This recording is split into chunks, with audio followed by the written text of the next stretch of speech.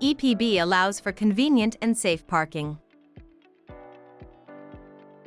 Press the brake pedal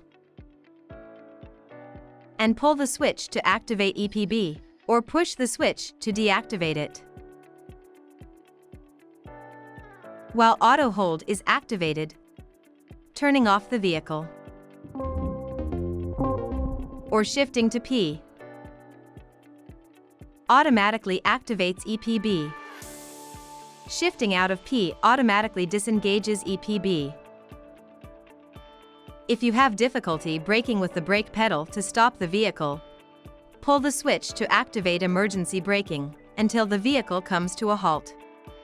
Emergency braking may result in a longer braking distance compared to braking with the brake pedal.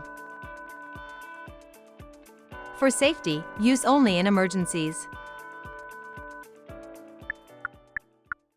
Kia, movement that inspires.